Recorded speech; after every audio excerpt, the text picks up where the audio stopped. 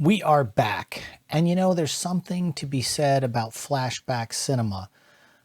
When they show old films and you get to another opportunity to get into the cinema and see something you haven't seen in a long time. And so, after seeing Top Gun in the theater last week, opening weekend, as we were walking out of the auditorium, my wife spots the poster for the upcoming films. And of course, one of them is the 1985 classic, The Goonies. It's one of my wife's favorite movies of all time. She's got t-shirts and all this other kinds of quotes the whole movie, knows it better than I do. And she had seen it years ago. I saw it in the theater when I was 10 years old. And so I had not seen it on the big screen since. And I have to say that after going and seeing Top Gun in the theater, that was the first time I was just truly excited, other than seeing Spider-Man No Way Home, to really be back in the cinema. You know, I've seen The Batman and a couple of other films, but this was the Top Gun gave me the same excitement I had when I watched Avengers Endgame. You know, because of the cheering and the crowd and everybody's so excited. And, you know, I went into the Goonies today thinking, oh, probably not a lot of people are going to show up because, you know, it's flashback cinema and all that. But my wife and I, we were there and the theater just kept filling up, more people, until finally it was a pretty packed house. And we would see parents coming up the stairs that are probably our age with their 7 and 8-year-olds and 10-year-olds, and they're showing another generation the movie that they loved.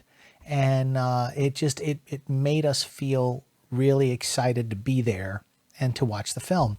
And the beauty about it is, I laughed at places that I've always laughed, but having a crowd around you that is laughing as well, you know, whether it be the truffle shuffle or, any of the, when the one character, is kissing the other one, and, in the cave, or even the scene when Josh Brolin's like, I'm going in the men's room, and then everybody follows because they were going to go to the little boys' room, and the little girls' room's here, little boys' room's here, in the caves.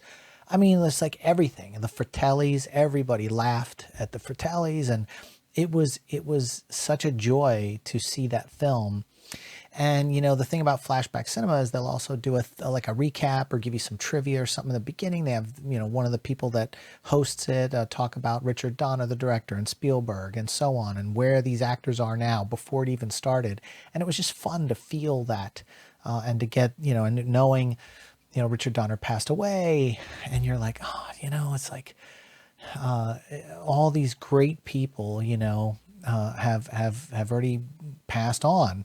And then it brings new meaning to the scene where Sloth opens his shirt and rips it open, knowing it's a Warner Brothers film. And of course, John Williams' score kicks in as Superman because he's got the Superman outfit on, underneath. And yeah, I mean, even when Sloth and Chunk, when he picks him up and he kisses him, I mean, it's just like all these great moments, down to Corey Feldman, this was my wish. I'm taking it back. I'm taking them all back. It was just great. And, my wife and I were talking later after we had seen it, and I didn't say this to her, but she said it to me. She was like, at the end, when the one cop is like, "Holy Mary, Mother of God, look at that." She was like, I had a lump in my throat, and I felt joy. And I said, when I was in the theater, I had a lump in my throat too, and I felt the same thing. And I was like, I can't believe you did that. You didn't tell me, And there were times where, your hair stands up on your arm, and you just, a movie like The Goonies is just classic. It's great. The next 3 weeks of Flashback Cinema is going to be Raiders of the Lost Ark, Indiana Jones and the Temple of Doom, and Indiana Jones and the Last Crusade. I'm definitely going to be hitting all of them.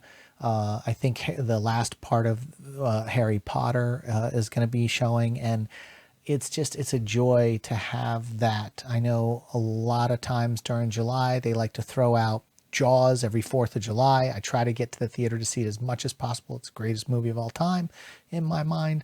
And so, again, it's like the fact that we can still see these films on the big screen, is a joy.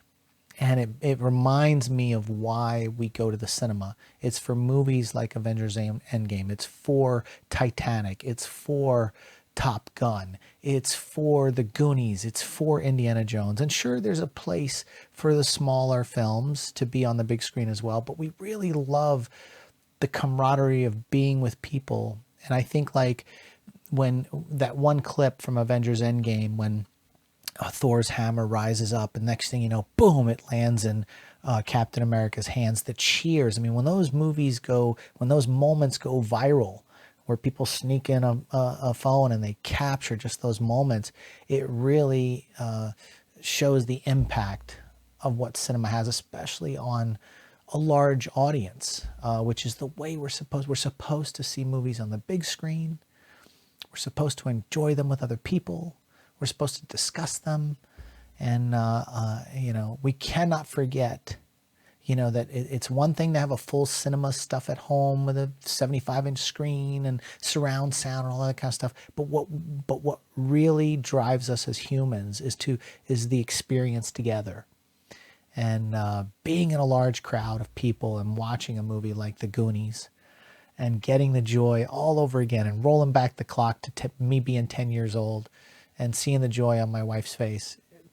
Absolutely. You can't put a dollar value on that. So I encourage you, you should check your local theater and see if they've got Flashback Cinema and see if there's something you want to see. Maybe something you didn't see the first time on the big screen because you weren't old enough or something.